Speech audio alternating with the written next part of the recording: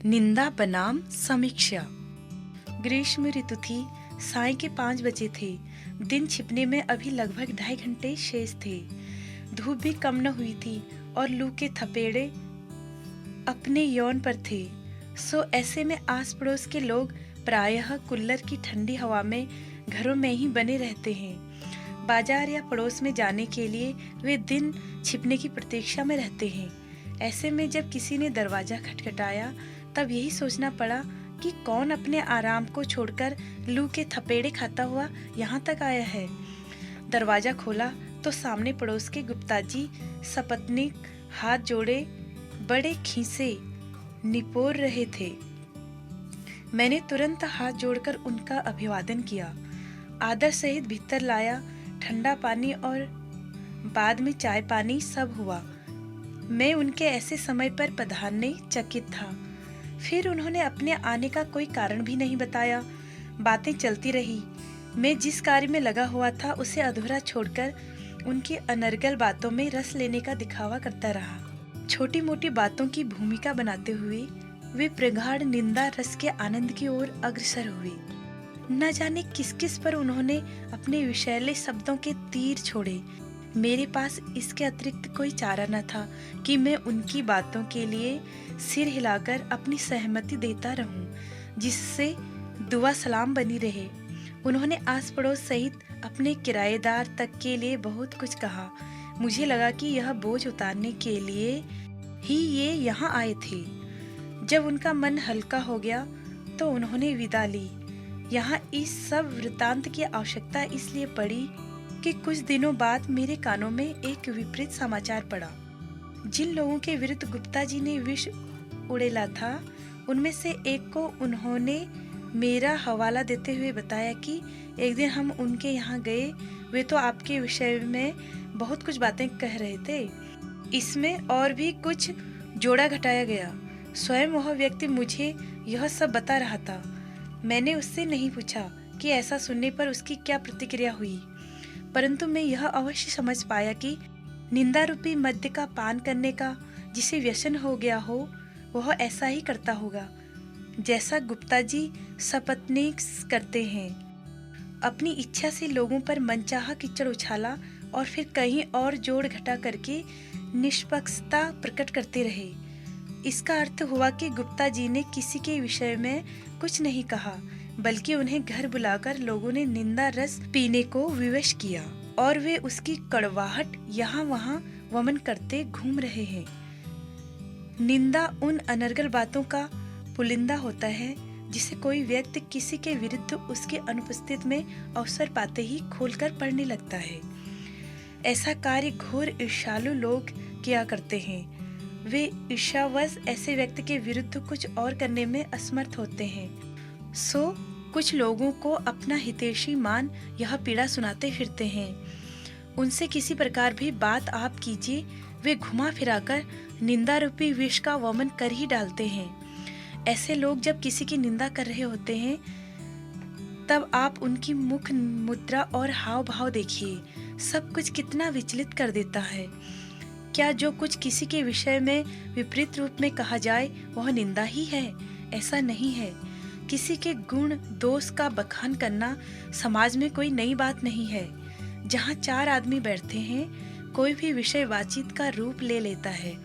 यहाँ यदि किसी की व्यक्तित्व की बात हो तो निंदा के स्थान पर समझदार लोग समीक्षा की रीत अपनाते हैं। समीक्षा एक ऐसी प्रक्रिया है जिसमें गुण दोषों का ठीक ठीक विवेचन किया जाता है। इसमें ईर्ष्या का नहीं, अपितु यदि व्यक्तित्व में कोई दोष या कमी है तो उसे सुधारने हेतु भी अपना मत प्रकट किया जाता है। इसमें पहले व्यक्ति के गुणों का परिचय दिया जाता है और भद्रता पूर्वक यह कहना बन पड़ता है कि उसमें कतिपय दोष ऐसे हैं जो उसके जीवन क्रम के योग्य नहीं है। इस भांति धीरे धीरे इन दोषों के प्रति हम अन्यों को जागरूक करते हैं। इन्हें ठीक तरह से समझ लेने पर इनसे छुटकारा पाना भी सहज हो जाता है। समीक्षक की स्थिति एक सच्चे मित्र और हितैषी की होती है। उसकी मनोवृत्ति का रचनात्मक होना जरूरी है। इस प्रक्रिया का उद्देश्य एक स्वस्थ पद्धति का निर्माण है।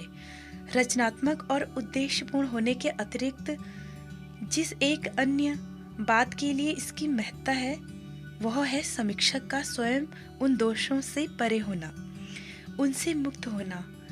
उसके द्वारा उन्हीं दोषों का विवेचन किया जा सकता जिनसे वह स्वयं मुक्त है, क्योंकि इसी स्थिति में उसे स्वस्थ मार्गदर्शन दे पाना संभव है। समीक्षा के ये अत्यंत महत्वपूर्ण बिंदु हैं, जो इसमें स्वस्थ रीति नीति का निर्वहन नहीं करते और ईर्ष्या या पूर्वाग्रह से ग्रस्त होते हैं। वे निंदा का आश्रय ले लेते हैं। समीक्षा और निंदा में उतना ही अंतर कहना ठीक रहेगा जितना कोयले और हीरे में। आकार, प्रकार, गुण, प्रकृति सभी कुछ एक दूसरे से बिल्कुल अलग हैं। निंदा करने में मनोवृत्ति लक्षित व्यक्ति को अपने से छोटा सिद्ध करने की होती है, जबकि अपने विषय में यही विश्वास रखा जाता है कि कमियां लेश मात्र भी नहीं हैं। फलतः उसे लगता है कि वह अन्य सभी की अपेक्षा श्रेष्ठ है। आत्मश्रेष्ठता की इस ग्रंथि को पोषण देने की प्रवृत्ति निंदा की वृत्ति से छुटकारा नहीं पाने। निंदा और समीक्षा के इस सूक्ष्म अंतर के संबंध में अध्यापक पूर्ण सिंह ने अपनी रचना बायोग्राफी ऑफ स्वामी में एक घटना का उल्लेख किया है। इसके अनुसार स्वामी रामतीर्थ हिमालय के टिहरी क्षेत्र में रह रहे थे। पूर्ण सिंह अपने एक मित्र के साथ उनसे मिलने गए। स्वामी रामतीर्थ ने उन्हें समझाते हुए कहा कि यहाँ निंदा वर्जित है। पूर्ण सिंह लिखते हैं कि उस समय मुझ में यह कुवृत्ति थी, मैं निंदा करने लगा। स्वामी जी के टोकने पर जवाब था, समीक्षा कर रहा हूँ। स्वामी रामतीर्थ ने हंसते हुए कहा कि समीक्षा का अर्थ दोषों का बखान नहीं है, इसका यथार्थ भाव है गुणों को प्रोत्साहन और दोषों का निवारण।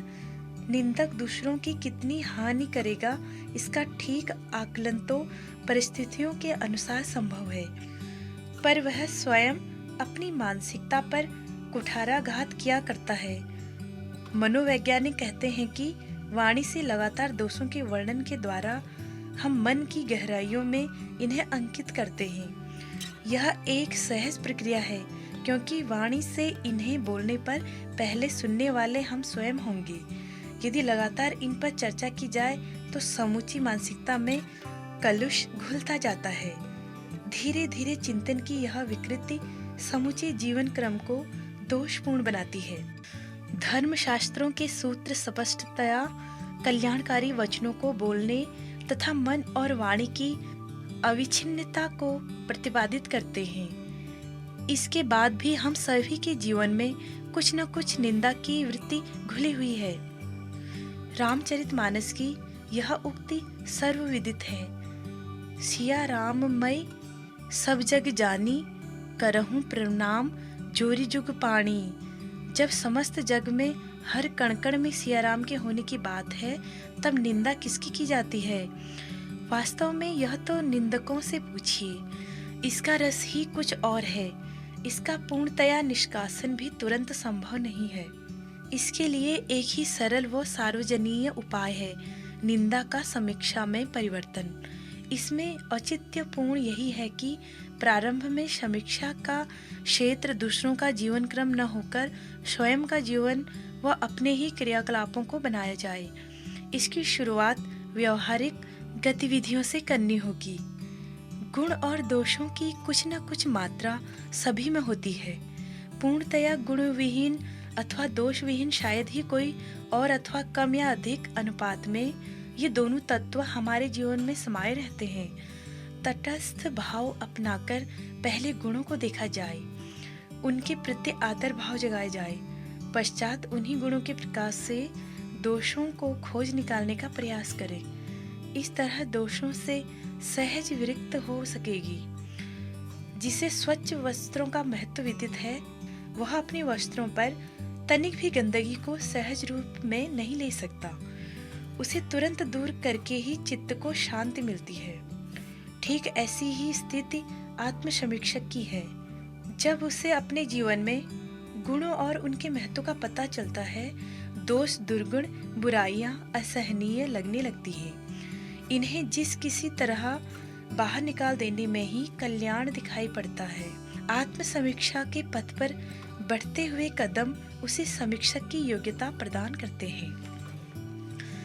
समीक्षक का कार्य सर्जन की भांति माना जाता है। वह चीर फाड़ तो करता है परंतु बेतरतीब नहीं, जबकि निंदक का कार्य कसाई जैसा है जो निर्भयता पूर्वक अंग भंग करता जाता है। समीक्षक रूपी सर्जन बनने के लिए अनुभव जुटाना होता है, मन में उदारता का वृक्ष लगाना होता है। सर्जन अनेक साल मुर्दा शरीर पर दत्तचित्त हो अभ्यास में जुड़ता है। इसी प्रकार समीक्षक रूपी सर्जन गुणावगुण की परख और शब्दों की कटुता तीव्रता के प्रति अपने दृष्टिकोण का लाभ उठाता है। समीक्षक वर्षों अपने क्रियाकलापों एवं चिंतन की समीक्षा करता है। उसके सामने औचित्य की स्वीकृति और अनौचित्य का निवारण करके व्यक्तित्व गठन ही एकमात्र उद्देश्य रहता है। सर्जन की कुशलता उसे शल्य क्रिया के लिए चुस्त दुरुस्त बनाती हैं। हमारी अनगढ़ आंखें भले उसके चाकू छुरी चलाने की बारीकी न समझ पाएं, पर उसे पूरी तरह ध्यान रहता है कि कहीं कोई शिरा धमनी जरूरी अंग अवयव यों ही न कट फट जाए। बिना किसी तरह ही क्षति पहुंचाए विकृतियों को बाहर कर देना उसका अपना कौशल है। समीक्षक की यही दशा है कि गुणों को बिना चोट पहुंचाए दोषों को जीवन से मिटा देने में उसकी कुशलता प्रमाणित समझी जाती है। निंदक का काम उन उपद्रवियों जैसा है जो किसी की परवाह किए बिना यों ही चाकू चला देते हैं। निंदक को भी किसी के गुण दोषों से क्या, वह तो जिस तिस तरह अपनी वृत्ति की तुष्टि में अपना सुख मानता है। परिणाम स्वरूप उसे अपने चारों ओर शत्रुता व अप्रामाणिकता के आक्षेपों से सारे जीवन परेशान होना पड़ता है। इन सारे झंझटों से छुटकारा पाने के लिए ठीक यही है कि इसके स्थान पर आत्म समीक्षा की वृत्ति अपनाई जाए। इससे दोष देखने का कौशल लाभदायक बन सकेगा, साथ ही गुण देखने परखने की एक नई विद्या हाथ लग सकेगी। जैसे तैसे इसमें प्रवीणता स्थान ग्रहण करती जाएगी। नीच के व्यक्तित्व का विकास एक कुशल समीक्षक के रूप में हो सकेगा। इस प्रकार न केवल हम स्वयं अपने के दोष दुर्गुणों से छुटकारा पाएंगे, बल्कि दूसरों को भी इन विकृतियों से अलग कर सकने में सहायक बन सकेंगे। व्यक्तित्व के समग्र विकास की समीक्षा एक महत्वपूर्ण